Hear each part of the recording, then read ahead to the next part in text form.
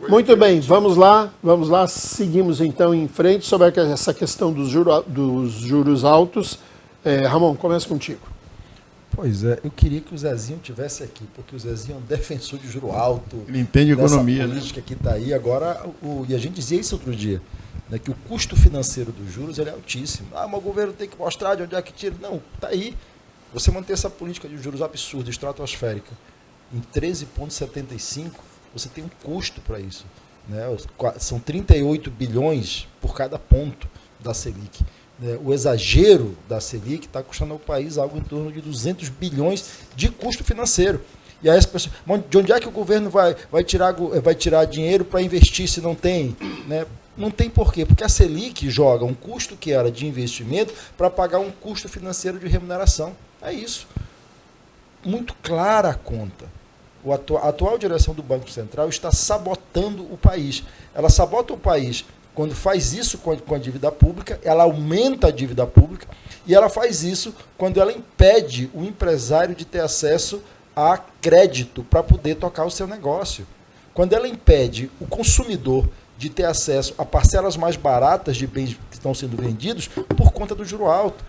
Se você comprou agora um carro, né, nesse programa que o governo fez, né, que diminuiu o valor do carro, o valor da parcela que você está pagando agora, né, podia ser muito menor, 30% menor, se esse juro tivesse no patamar adequado no Brasil. Que aí seria, na minha opinião, nós vamos divergir disso com os economistas, mas devia ser na faixa de 7% de teto. Né? Então, assim, o que o Banco Central faz hoje, não tem a menor dúvida, é sabotar a economia brasileira. O juro tem que descer para a economia crescer. Alexandre, por sua vez. Eu sou favorável ao juro baixo agora, o Banco Central que tem autonomia, e lembrando que não é só o presidente, são vários diretores que votam lá, usam isso justamente para controlar a inflação e olhando para o futuro que o governo também precisa dar sinal positivo. E lembrando, é sempre bom lembrar que normalmente o pessoal do PT tem a memória seletiva, no governo do Lula já teve 26,5. Se hoje com 13,75 se fala em 182 bilhões de juros, fizemos uma regra de 3, o pessoal que entende um pouquinho de matemática sabe o que eu estou falando, nós vamos falar de 350 bilhões, é quase o dobro. É a velha história, faça o que eu digo, mas não faça o que eu faço. Arnaldo. A verdade é que todo mundo quer estacionar na sombra, mas ninguém planta árvore, né? Essa que é a grande verdade. O Juiz fala muito bonito, ele fala assim com arte professor, e às vezes são poucas pessoas que capta ou entende aquilo que está falando, e eu vou na esteira pedindo permissão a ele. Quer dizer que ele precisa de um tradutor? Poder... Não, é porque ele é muito inteligente. Precisa que interprete o que ele fala? É porque ele é muito fala coisa com coisa, é isso? E eu quero pedir perdão a ele. Vocês viram o olhar do Ricardo como está baixo? Ele tomou alguma coisa para poder... com o Ricardo. Eu quero pedir permissão a ele para usar as mesmas palavras dele. Fica à vontade, Buio. Obrigado, professor. Quando o juiz fala em ponto, ele diz o seguinte: a cada 1% desse juro que cai, o país economiza 30 e tantos bilhões, né? 38 bilhões. O que quer dizer isso? O Brasil hoje ele está na mão de agiotas. Esse agiota que o Brasil está na mão, porque o Brasil toma dinheiro emprestado de banco particular. Ele pega dinheiro para poder custear também suas despesas. E esse agiota hoje está cobrando 13,75% de juros. Nem o agiota mesmo de comércio, que está cobrando aí 10%, está conseguindo superar a agiotagem hoje que está se fazendo nesse país. E o mais interessante, o governo paga, entre aspas, quem está pagando esse juro é você. É o dinheiro dos impostos. Agora você imagine o juro lá embaixo, a gente podendo economizar 182 bilhões. Apenas o juro caindo para 12%. Caindo 1,75%. É isso que nós temos que pensar. Você já imaginou 182 bilhões investido num ano na área da saúde para poder tirar as filas de cirurgia? Mas não. o Campos Neto, que foi colocado lá pelo Bolsonaro, que defende os bancos particulares, que é o tal mercado, que emprestou dinheiro para o governo, está prestando, sinceramente, um desserviço ao Brasil. Com isso, ele engessa, ele faz com que o doutor Ricardo Frota gaste mais, que o professor Alexandre gaste mais, que o Cojuí gaste inócuo, pagando simplesmente os agiotas. É lógico, nós temos que sair dessa agiotagem. Nós temos que sair dessa agiotagem. E está na hora. Não estamos tendo inflação. A nossa inflação parece que vai cair agora e vai ter uma deflação por esse mês, um mês ou depois.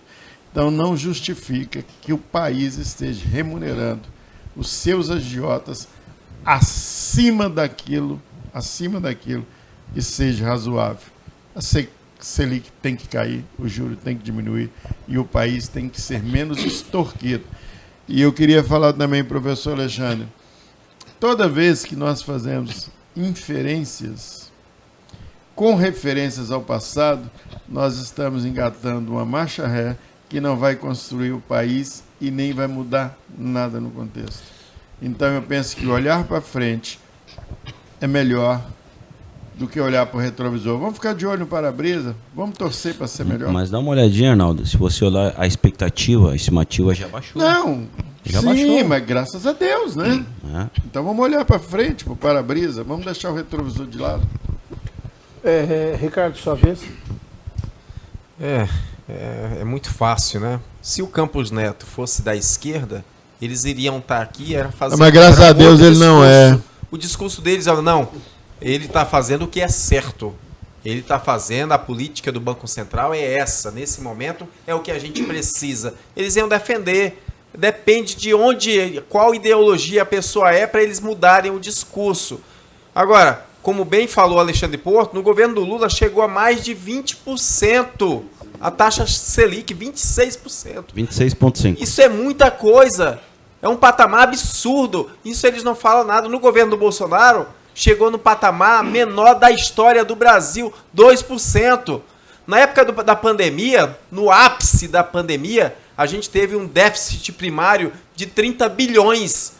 Agora, no governo do Lula, sem pandemia, sem nada, a gente já está tendo um déficit de mais de 50 bilhões. Essa é a irresponsabilidade. É isso que eles não querem que vocês saibam.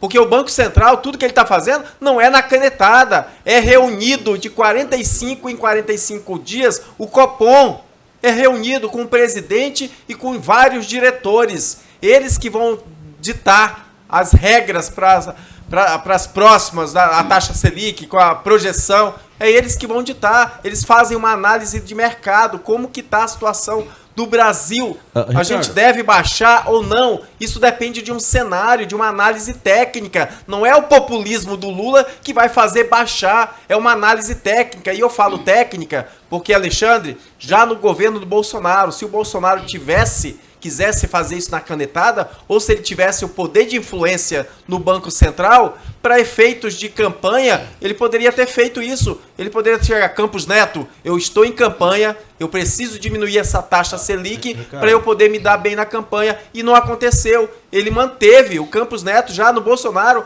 manteve esse patamar por conta do cenário do Brasil. Foram várias coisas que aconteceram.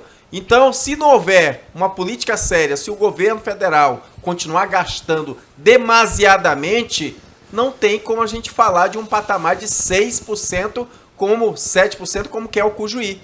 Isso seria muita irresponsabilidade. O endividamento iria aumentar no país. Isso iria gerar uma insegurança. E lá, a curto prazo, pode ser que não, mas a longo prazo, a gente vai estar colocando o Brasil num abismo que dificilmente a gente conseguirá tirar. Ainda só um segundo para esclarecer uma coisa. Ok. Quando eles falam que a maior taxa foi no governo do PT, realmente foi 26% no começo do governo, que pegou práticas de taxa de juros de 40% do Fernando Henrique. Em 2009, a taxa de juros no Brasil, depois de quase 8 anos do governo Lula, estava em 9,5%, que era a menor taxa de juros dos últimos 10 anos. Brincar com números tem que contar a história toda, senão fica feio. Muito bem, agora, gente. É 30 segundos mesmo? Então tá bom. só queria que você desse um Google aí, viesse a olhar o que é déficit e o que é superávit. O Brasil teve um superávit de 1,9 bilhões. E você faz a comparação, o doutor Ricardo falou em déficit aí, diga, doutor Ricardo, não passa informação errada para o povo, não. Quem está passando é tu.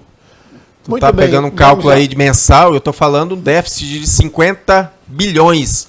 Não é 1 bilhão, não. Isso daí Deve 50 bilhões em é um quê, governo doutor que só Ricardo? está transformando o Brasil num caos. Não tenta passar pano, não, que a vida de ninguém melhorou. Se alguém falar, nossa, minha vida mudou da água pro vinho, é mentira, porque o ano passado eles disseram que a gasolina ia diminuir. E hoje tá 6. Eles estão comemorando porque baixou 5 centavos, tá 6,9. No Bolsonaro tava 4,80. O que eles fazem? Eles aumentam para R$20 o preço da gasolina, aí depois eles baixam para 15, ainda tem a bestada que vai aplaudir. Olha, que governo bom, diminuiu. É estratégia, e só acredita quem é besta. Olha, eu peço ao telespectador que não leve em consideração, o Ricardo diz que ele não está bem hoje. Esse óleo que você está comprando aí a 4,78 está errado, né? Você está comendo arroz mais barato, é impressão sua, né? O preço da carne que caiu, você está comendo agora também está errado. O Ricardo aqui, né, é um negócio assim, ele não está bem hoje, entendeu? Ele está dizendo que tudo que você está dizendo pra gente aqui, que o preço do gás baixou, que a carne baixou, que você está comendo melhor, que o óleo baixou, é tudo mentira. Não leve em consideração, Ricardo. Gasolina não está baixou? bem. Ricardo Vamos lá, não o está Alexandre bem. pediu 30 segundos, Bom. vai, Alexandre. Só quero dizer para quem está reclamando da taxa do Banco Central, o governo faz o que quer no Congresso, que está toda hora liberando bilhões e bilhões de emenda. É só chamar o Congresso, que tem lá o seu Pacheco na mão, e tira esse cidadão que está lá, o Campos Neto, e põe os amigos deles. Por que foi criada essa autonomia? Porque tamanha roubalheira do governo PT, o Temer tem que tomar algumas medidas, entre elas a autonomia do Banco Central. Não, foi para professor, entregar para a banca não, mesmo, governo não, entreguista, negativo. golpista do Temer. Foi isso. Negativo. É golpista, ué? Mas o PMDB, o que é, a Tebet do PMDB é a ministra de vocês. Professor A Tebet do Alexandre. PMDB é a ministra de vocês. Nunca valeu. Professor Alexandre. Cadê a democracia que tu defende, com o juiz? Professor Alexandre. Golpista. Foi sem democracia, vergonha. teve até a participação do ministro PMDB Ricardo faz parte do Lewandowski, governo. Hoje eu não vou lhe do responder. porque impeachment. você O não está Ricardo bem. Lewandowski, Você não está bem, ministro do Ricardo. STF, eu estava falar uma participando coisa. do impeachment, Ricardo, correu Ricardo, tudo você bem, não está bem, eu tudo não vou normal. discutir com Aí você. você vem falar de Eu golpismo. não quero entrar no mérito dessa discussão. O Banco Central, em 2019, foi quando ele conseguiu a sua autonomia, não foi isso? Não, foi no governo Temer. Não, Governo Temer. Foi governo antes. Temer. É, 2019 foi o no Bolsonaro que governo assumiu. Temer. Acontece o seguinte, de lá para cá, que ele pegou a autonomia, está sendo investigado. Tem uma conta lá de 1 trilhão que não está fechando, desse tempo de autonomia do Banco Central para cá. E o Campos Neto, ele saiu de um banco particular, ele era um taifeiro desse banco particular e veio para dirigir o Banco Central. Para tentar, nesse meio, vai ser o maior escândalo da história, tentar cobertar esse rombo. Por isso que a urgência de transformar o Banco Central em autonomia, que era para poder cobrir esse rombo que aconteceu no governo Temer. E está lá. O TCU está levando. É para tirar o TCU da Bora, jogada. Arnaldo, conclua, senão fica só em você o programa. O certo é o seguinte: estão caindo em cima. Quando se falou no Senado, começou a ter um medo, porque se tirar a autonomia do Banco Central, esse negócio vem à tona.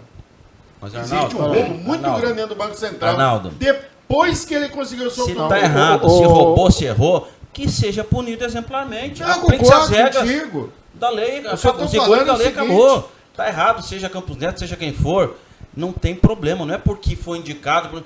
Não, isso Não, eu daqui a tô pouco, o falando mandato que dele vai terminar e o Lula vai poder Não, o que eu indicar estou querendo falar para o senhor, presidente professor, seguinte de do Banco Central. 2019 Bom, vamos para lá. cá tem uma maracutaia louca dentro do Banco Central. Bom, vamos lá então. Vocês estão falaram agora há pouco a questão dos combustíveis, né? Falando isso, tem uma CPI alucinógena na Câmara aqui de Porto Velho, né? Que é para tratar da redução das taxas, né? Dos reajustes do combustível.